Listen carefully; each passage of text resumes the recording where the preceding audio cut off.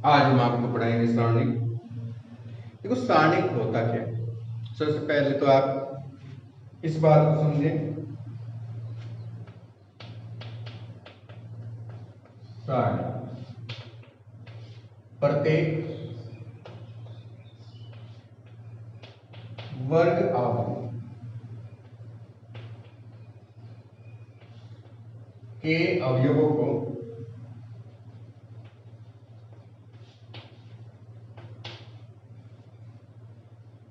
इसके मध्य देखो ब्रैकेट जो है वहां पर हम बड़ा ब्रैकेट लगाते थे।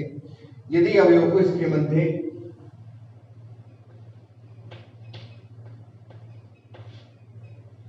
रखें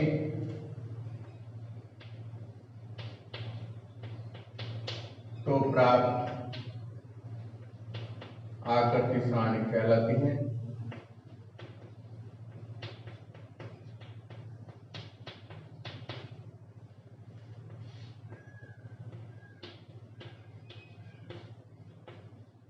जैसे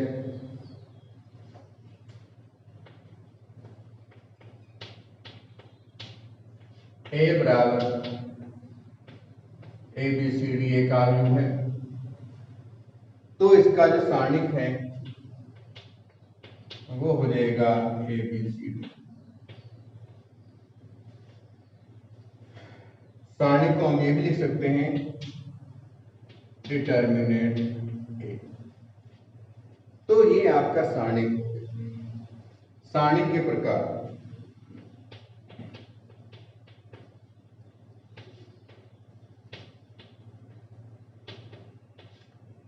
नंबर 1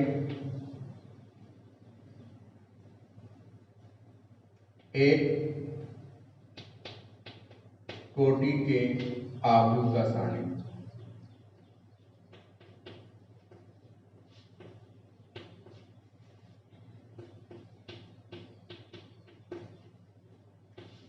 तो देखिए एक कोटि का जो अवयव का सारणिक होगा, नाम से ही वैसे तो पता चल रहा है एक कोटि का मतलब 1 गुणा 1। एक इसमें पंक्ति होगी और एक ही स्तंभ, ऐसा सारणिक।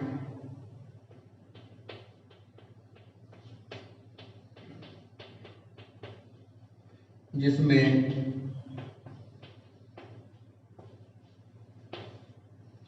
केवल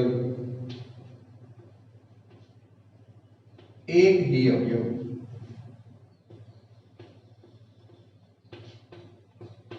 अर्थात एक पंक्ति व एक स्तंभ हो,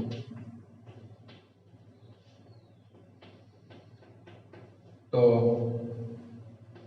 एक कोटि का सारणिक कहलाता है।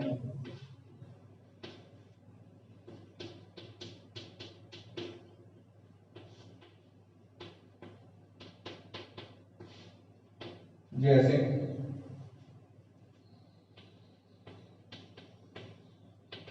ए बराबर ए दिया हुआ है तो इसका सारणिक हो जाएगा ए। इसको हम ए भी लिख सकते हैं। अब इसमें एक एग्जाम्पल में और देता हूं जिससे आपको थोड़ा क्लियर हो जाए।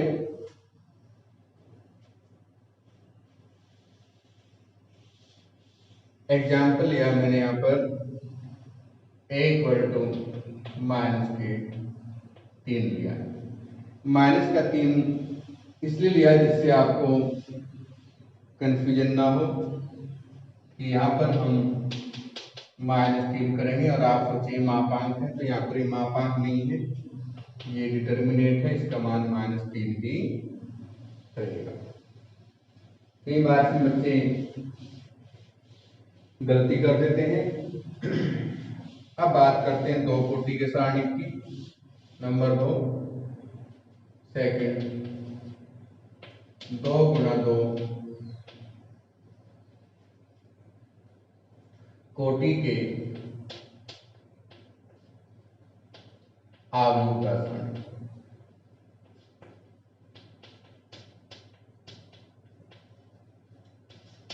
देखो यहाँ पर इससे भी आपको वैसे तो पता चल गया होगा कि दो कोटि का ऐसा सारणी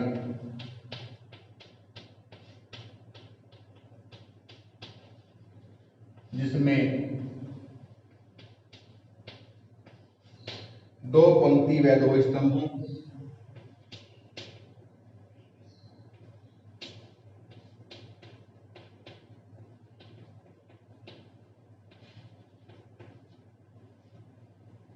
दो कोटि का सारणी कहलाता है।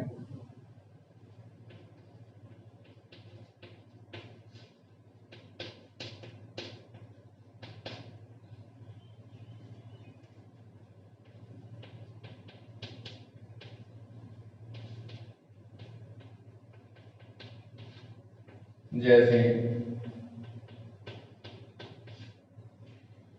यहां पर हम ले लें ए बराबर ए बी सी डी लिया हमने,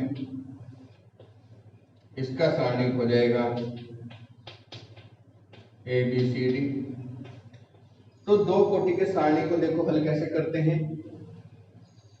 इसकी गुणा इधर माइनस इसकी गुणा इधर, तो ये हो जाएगा ए डी और माइनस बी सी, ये भी आपका कंप्लीट।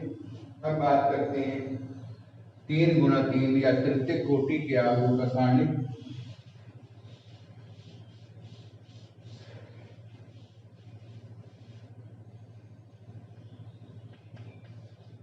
तीन गुणा 3 कोटि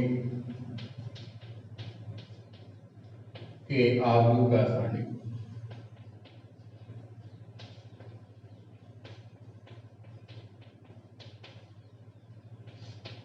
अब ये 3 गुणा 3, इससे भी आपको पता चल गया होगा कि जिसमें 3 पंक्ति और 3 स्तंभ हो, ऐसा सारणी जिसमें 3 पंक्ति व 3 स्तंभ हो,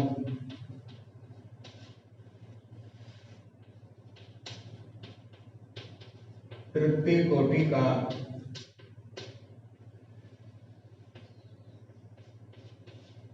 सारणी कहलाता है।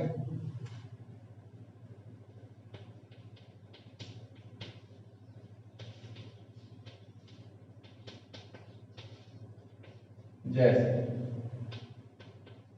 यहां पर हम ले एग्जाम्पल इसमें ए बराबर A B C D E F G H I, सारणी बनाएंगे इसका तो ये हो जाएगा आपका ऐसे, या इसको हम ये भी लिख सकते हैं डिटर्मिनेंट ए। दोनों ही बात है, कैसे लिख लो वो आपकी इच्छा है। A B C D E F G H आई।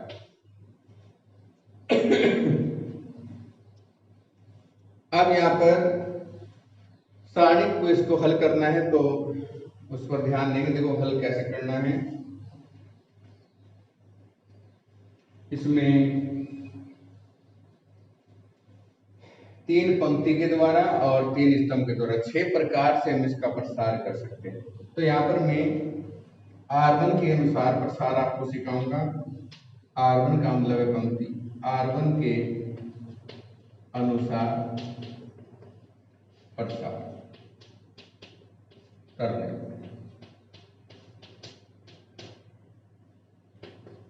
देखो प्रसार बिल्कुल सिंपल है। यहां पर आप पहले इस पंक्ति को छिपाएंगे और फिर स्तंभ को छिपा लें, ये समझो ऐसे हमने इसको छिपा लिया। तो यहां पर बचा आपका इधर ए और इसके विपरीत साइड में बचा ई एफ एच आई। फिर दूसरी बारी में दूसरे स्तंभ को छिपाना है, तो यहां पर हम देखेंगे इधर आएगा बी और डी एफ और जी आई। यहाँ पर इसमें माइनस चिन्ह लगाएंगे, वो भी मैं बता दूंगा अभी क्यों लगाते हैं माइनस चिन्ह भी। और तीसरी बार में यहाँ पर हमने लाइन ऐसे खींची तो ये इस प्रकार से छिपाएंगे, तो यहाँ बचेगा सी और D E H D E जी एच। तो इस प्रकार से हम प्रसार करते हैं। अब अंदर जो इसमें बचे हुए दो कोटि के सारणिक हैं तो इसकी गुणांक होगी ऐसे E I minus H F minus D I minus G F plus C, इसकी गुणा करेंगे यहाँ पर D H minus G E. अब इसमें अंदर इसकी गुणा कर दें तो ये हो जाएगा आपका बराबर D E I sorry A E I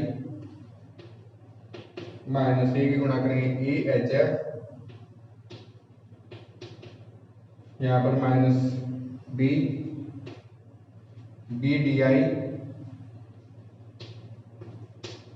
minus minus plus हो जाएगा बी जी एफ। फिर यहाँ पर इसमें करेंगे तो सी डी एच और माइनस सी एच ई सी जी ई। तो इस प्रकार से हम तीन पंक्ति और तीन स्तंभ वाले सारणिक को हम हल करते हैं। ये मैंने R1 के अनुसार बताया है। अब R2 में के अनुसार करना है तो दूसरी पंक्ति को छिपाएंगे और R3 के अनुसार करना है तो तीसरी पंक्ति को छिपाएंगे। इसी प्रकार से अगर स्तंभ के अनुसार करना है तो पहले स्तंभ को छिपाएंगे, फिर दूसरे स्तंभ के अनुसार करना है तो दूसरे स्तंभ को, और तीसरे स्तंभ को छिपाना है तो तीसरे स्तंभ को छिपाकर प्रसार कर लेंगे। बात करते हैं चिन्ह की। तो यहाँ पर जो ये पहला अवयव है माइनस एक की घात एक प्लस एक करते हैं।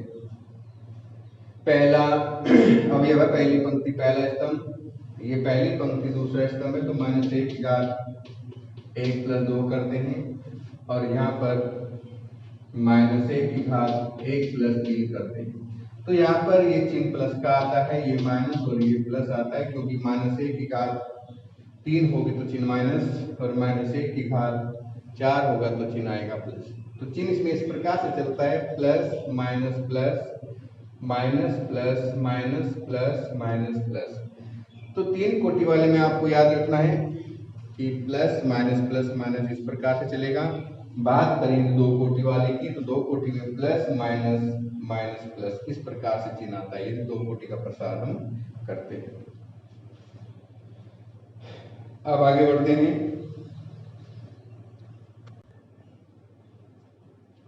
आज देखो सारणिक के उपसारणिक। उपसारणिक का नाम से ही पता चल गया होगा कि उप का मतलब होता है छोटा। सारणिक के जिस अवयव का हमें उप सारणिक निकालना है उससे लगी और पंक्ति और स्तंभ को हटा देते हैं। देखो यहाँ पर जैसे ए दिया हुआ है, ये सारणिक है आपका A B C D E F G H I. हमें मान लो इसका उपसारणिक निकालना है तो इससे लगी हुई पंक्ति ये है और ये, तो इसको हटा देंगे, जो बचेगा इसका उपसारणिक हो जाएगा। तो ए का उपसारणिक हो जाएगा आपका ई एफ एच आई। इसी प्रकार किसी और अवयव का भी हम अगर निकालना चाहें तो निकाल सकते हैं। जैसे मुझे मान लो डी का निकालना है तो डी से लगी पंक्ति ये है और ये डी का उपसारणिक, तो इसको मैं निकाल लूंगा बी सी और एच आई। तो ध्यान रखना आपको, जिस अवयव का भी हमें उप सारणिक निकालना है उससे लगी हुई पंक्ति और स्तंभ को हटा देंगे, प्राप्त सारणिक उसका उप सारणिक कहलाएगा। उसके बाद बात करते हैं सहखंड की। सहखंड। अब जैसे सारणिक के सहखंड निकालने हैं तो उप सारणिक में क्या करना है, माइनस एक की घात आई प्लस जे से गुणा कर देनी है, तो उसका उप सारणिक का सहखंड प्राप्त हो जाएगा। जैसे मुझे ए का सेकंड निकालना है तो यहाँ पर चिन्ह है प्लस माइनस इस प्रकार से चलेगा, तो प्लस हो गया है और EFHI हो गया सेकंड। और हमें डी का निकालना है, डी का सेकंड, तो डी का नंबर देख लो आप, चिन्ह प्लस माइनस चिन्ह आ रहा है तो माइनस से गुणा कर देंगे, BCH। तो इस प्रकार से हम उपसारणिक और सेकंड निकाल लेंगे। समझ में कोई बात नहीं है तो कमेंट के द्वारा आप पूछ सकते हैं। और देखिए सारणिकों का गुणनफल। सारणिकों की गुणा 4 प्रकार से हो सकती है, पंक्ति गुणा पंक्ति, पंक्ति गुणा पंक्ति, पंक्ति गुणा स्तंभ,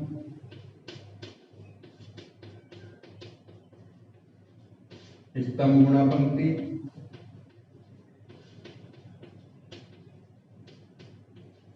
और स्तंभ गुणा स्तंभ।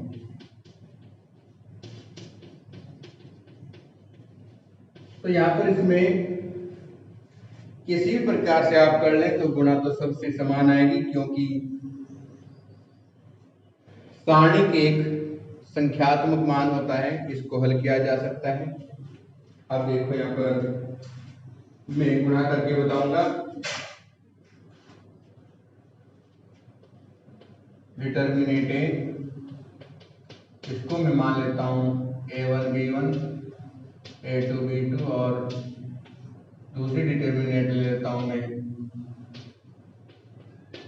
इसको α1 β1 α2 β2। तो जब इनकी गुणा करेंगे हम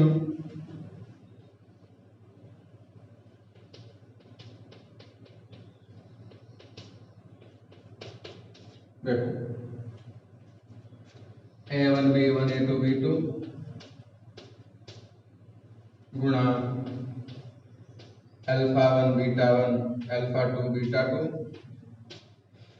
पहले पंक्ति गुणा पंक्ति में आपको करा के बता दूं, वैसे तो बिल्कुल सिंपल है, कोई घबराने की आवश्यकता नहीं है। ये पंक्ति है और ये पंक्ति है, तो ये पहला अवयव A1 α1, फिर ये होगा B1 β1।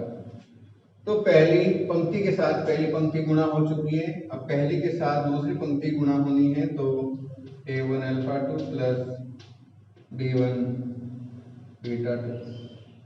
पहली पंक्ति कंप्लीट। अब दूसरी पंक्ति पर आ जाइए, तो ये होगा A2 α1 प्लस B2 β1, इधर A2 α2 प्लस B2 β2।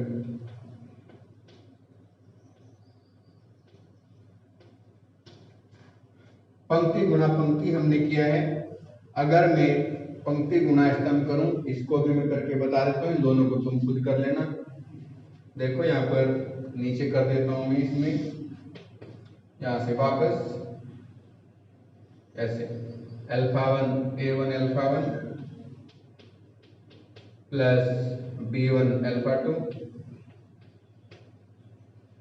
यहाँ पर A1 β1 प्लस B1 β2। सेकंड पंक्ति पर आ जाइए, A2 α1 प्लस B2 α2 और A2 β1 प्लस B2 β2। ये हो गया आपका सेकंड पंक्ति गुणा स्तंभ। यानी इस प्रकार से भी आप इसकी गुणा कर सकते हैं, चारों प्रकार से गुणा कर सकते हैं और चारों से ही आपका मान समान आएगा। इसी प्रकार की तो मैंने यहाँ पर 2 गुणा 2 कोटि का सारणिक लिया है, 3 गुणा 3 की गुणा भी आप इसी प्रकार से कर सकते हैं।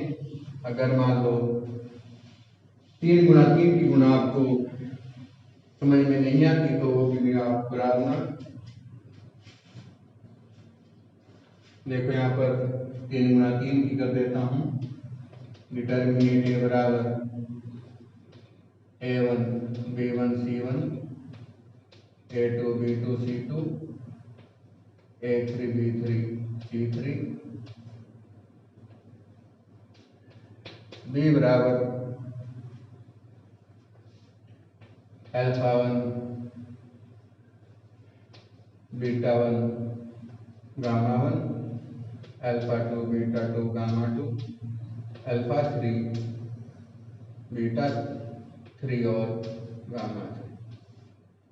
अब देखो यहाँ पर इनकी गुणा करें तो A गुणा B इक्वल टू पहले पंक्ति गुणा पंक्ति अगर मैं करूं, ये पहली पंक्ति है, ये पहली पंक्ति है, इसकी गुणा करेंगे तो ये आएगा A1 alpha 1 B1 beta 1 C1 gamma 1।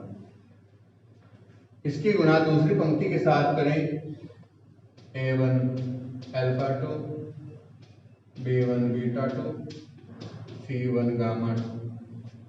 फिर इसी की गुणा तीसरी पंक्ति के साथ करेंगे तो A1 गामा 3 B1 बीटा 3 और C1 गामा 3। अब सेकंड पंक्ति पर आ जाइए तो ये होगा A2 अल्फा 1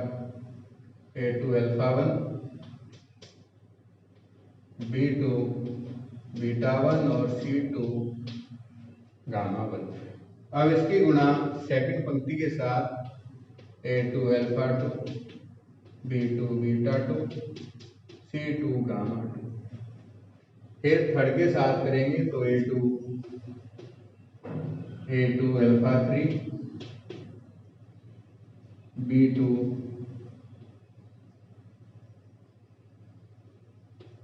B2 बीटा 3 और C2 गामा 3, ये अल्फा था।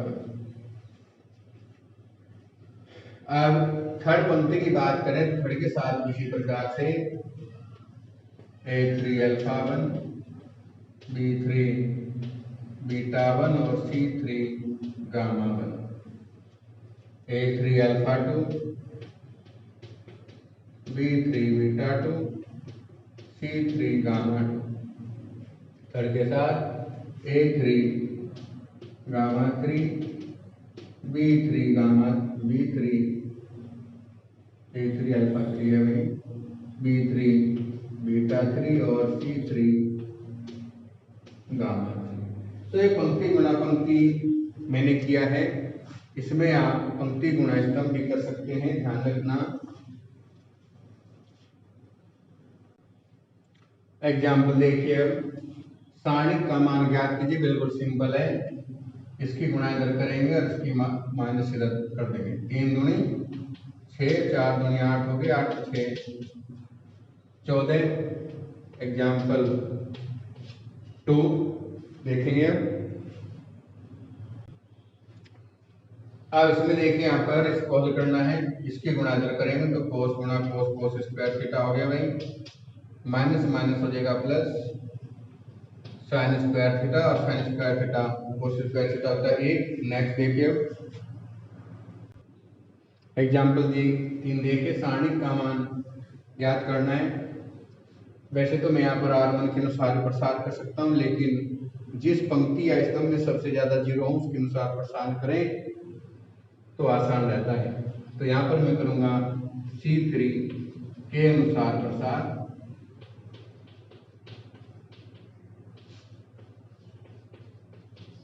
करने पर प्रसार करेंगे तो देखो किस प्रकार से, ऐसे यहाँ पर आएगा -1 और ये हो गया आपके 5 2 10 3, बाकी छोड़ देंगे क्योंकि दोनों जीरो है तो जीरो गुणा सब कुछ जीरो हो जाएगा। ये हो गया आपका -1 5 किया 15 और -10 दूनी 20 20 माइनस के 15 प्लस के -5, लेकिन माइनस का एक बाहर भी है तो आंसर इसका 5 आ गया है। नेक्स्ट क्वेश्चन देखेंगे। क्वेश्चन नंबर एग्जाम्पल नंबर 4 देखिए, सारणी दिया हुआ है, इसमें k का मान निकालना है। तो यहाँ पर इसका प्रसार करेंगे, इसकी गुणा करेंगे इधर 4k माइनस 8 दूनी 16 बराबर 4। इसको उधर ले जाओ, 4k बराबर 16 प्लस 4 अर्थात 4k बराबर 20। तो k बराबर हो जाएगा 20/4 बन जाएगी 20। Example 4 complete. एग्जाम्पल 5 देखिए, एग्जाम्पल 5 देखिए, ये भी इसी प्रकार से सारणी दिया k का मान निकालना है, k की गुणा करेंगे इधर तो k स्क्वायर माइनस माइनस हो जाएगा प्लस 3 कम 3 बराबर 7। अब देखिए यहाँ पर k स्क्वायर बराबर 7 माइनस 3 अर्थात k स्क्वायर बराबर हो गया 4। तो k का मान आएगा प्लस माइनस के 2। Option complete. अब देखिए एग्जाम्पल 6, ये सारणी दिया है, इसके दूसरी पंक्ति के सभी अवयव निकालने हैं और इसके अवयव के सारणिक और सैखंड लिखने हैं। फिर इसका सारणिक मान भी हमें ज्ञात करना है। तो दूसरी पंक्ति ये है, इसके हमें उप सारणिक निकालें। तो जैसे 8 का उप सारणिक निकाल लें, दूसरी पंक्ति के अवयव के उप सारणिक।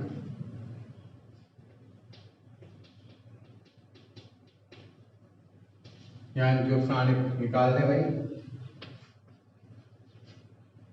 तो दूसरी पंक्ति का अवयव है 8, इसका उप सारणिक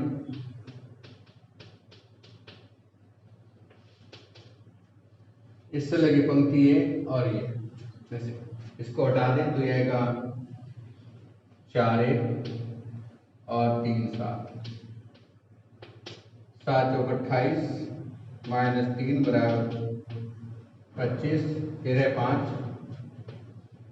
5 का उप सारणी। 5 की बात करें तो इससे लगी हुई पंक्ति है, स्तंभ ये है, तो इनको गायब कर दे। 2 1 माइनस 1 7, 7 दूनी 14 माइनस माइनस प्लस 15। अब तीसरा अवयव है 2, 2 का सारणी। तो 2 का सारणी है तो इससे लगी पंक्ति ये है, स्तंभ ये, तो इसमें बचेगा 2 4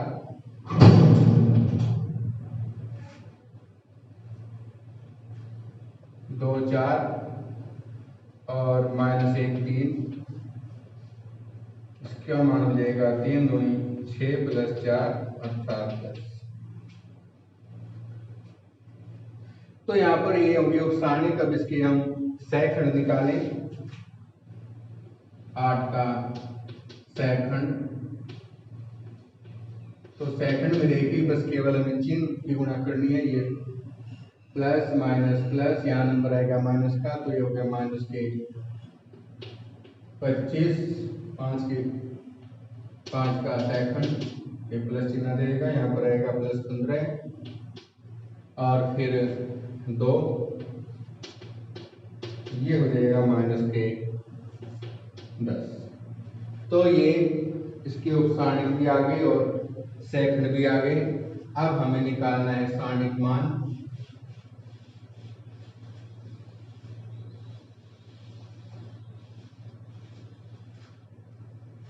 सारणिक मान यानी ए बराबर, अरे हमने वो कोई बात नहीं होगी हमारे पास है। यहाँ पर सारणिक मान निकालते हैं तो उसी पंक्ति के अवयव a2 a2 b2 b2 और c2 c2, मतलब दूसरी पंक्ति के अवयव हैं और उनके सैखंडों की यदि हम गुणा कर दें तो उसका सारणिक मान हमें प्राप्त हो जाता है। अवयव है 8,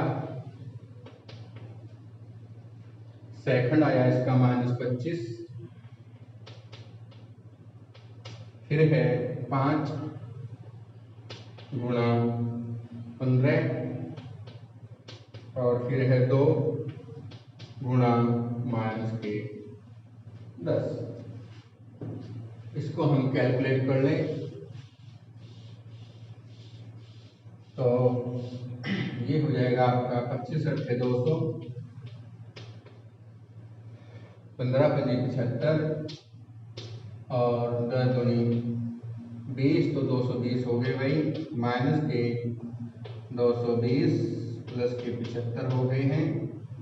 अब इसमें से हमें घटाना है 75, क्योंकि 75 प्लस का है, 220 हो गए माइनस के 10 में से 5 घटाएंगे तो 5, यहाँ पर 11 है, तो 11 में से 7 घटाएंगे तो 4, ये माइनस का आपका 145 आंसर आ गया। नेक्स्ट क्वेश्चन देखेंगे। आप देखिए सारणी के इसका मान हमें निकालना है। तो वैसे तो पहली पंक्ति के अनुसार भी कर सकते हैं, लेकिन जैसे मैंने पहले बताया था, जिस पंक्ति में ज्यादा जीरो उसके अनुसार प्रसार करेंगे। तो यहाँ पर मैं करूंगा R2 के अनुसार प्रसार।